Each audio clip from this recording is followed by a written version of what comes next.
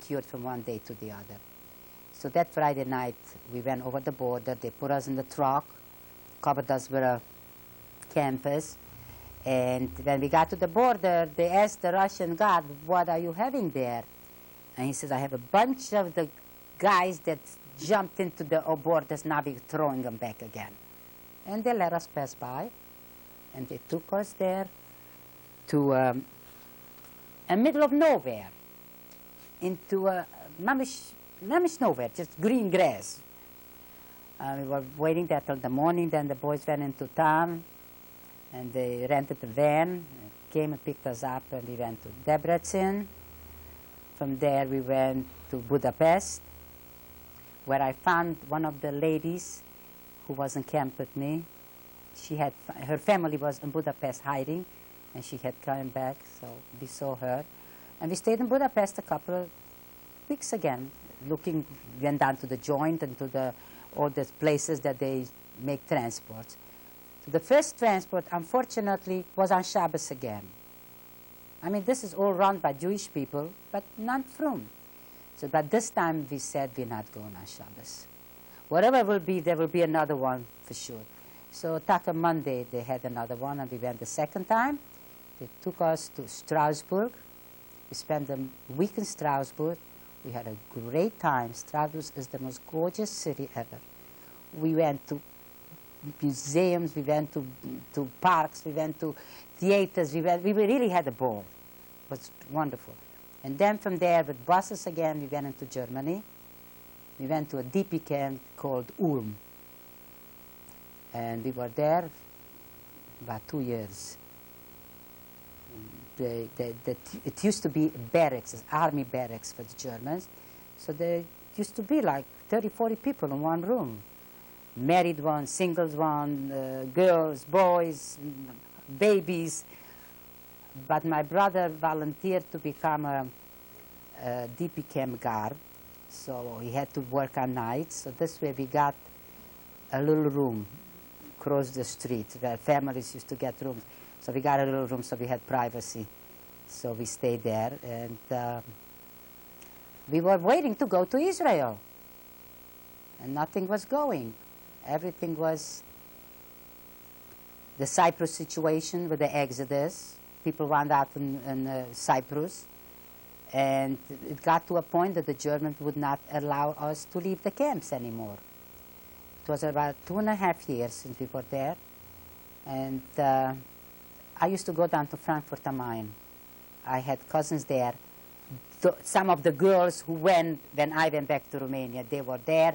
The American soldiers took them there, and they took away rooms, apartments from Germans, and they put them into this apartment.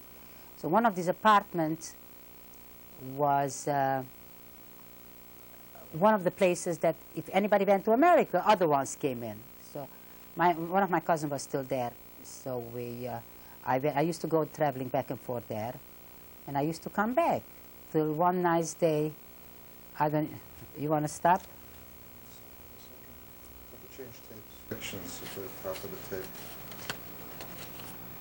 the tape. She advised us to come to America better.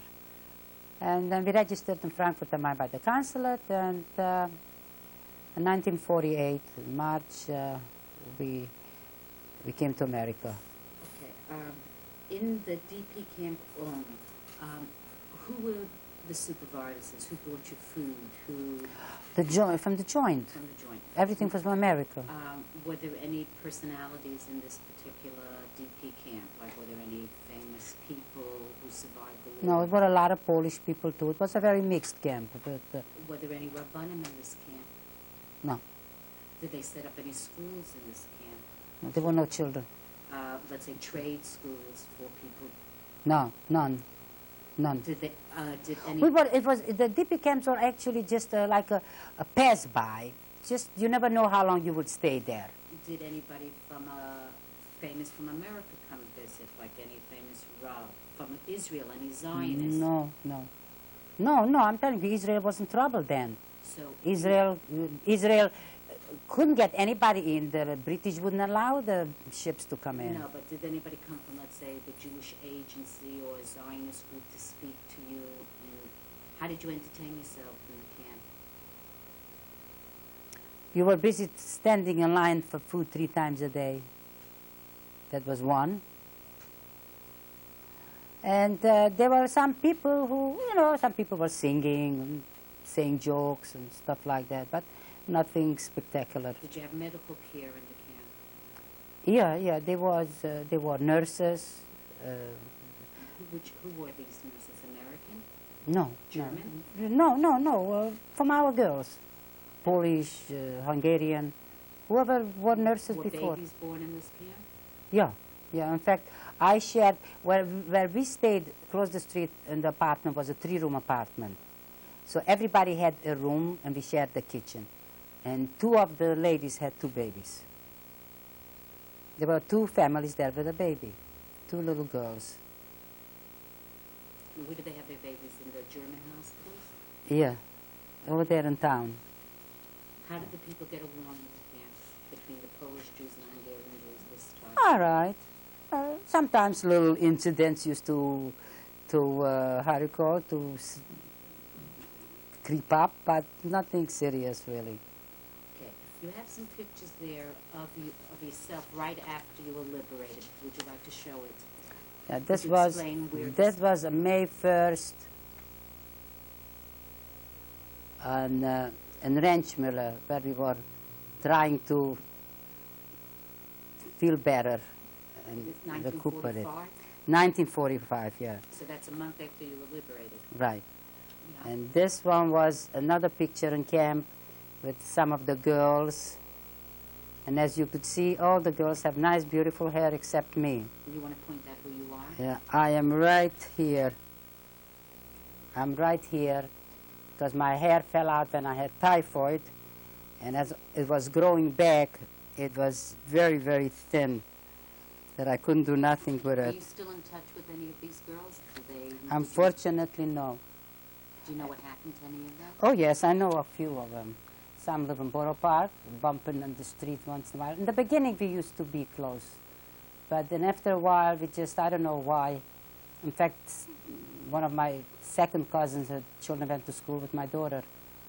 But they were like different. She married an American soldier. She came out very early, in 46 yet.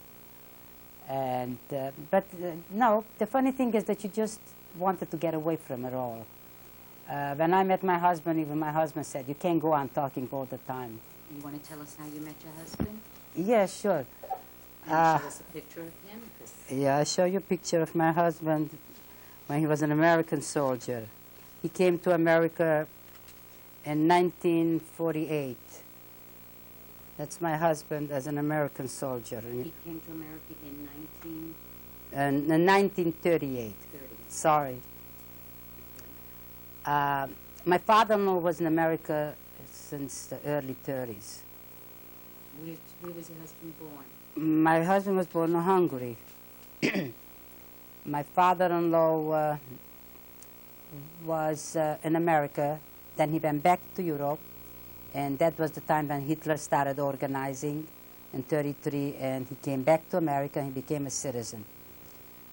He left, he used to make money, send home to my mother-in-law. She had 10 children, and she used to take care of them, and she used to write always, take the children out, and used to say, the Steiners and a Treifer in America, the old saying. But little by little, he started bringing out some of this family. My husband was maybe 17 years old when he was supposed to join the Hungarian youth group. And if they would have get him in there, he would have never been able to go away. So my mother-in-law was hollering, take him out, take him out.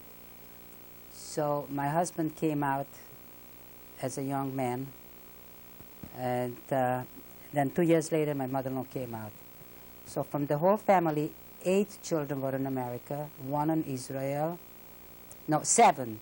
1 in Israel, 1 in Italy, and 1 was killed in a camp. Oh, also because he didn't catch his boat fast enough to come to America.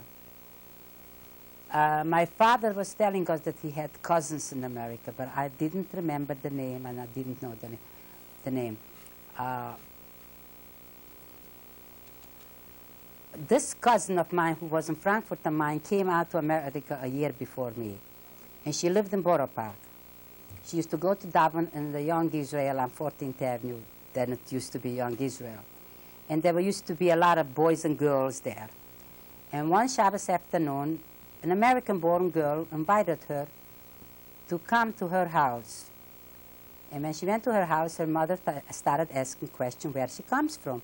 She was telling her. She said, well, I had a cousin living in that town.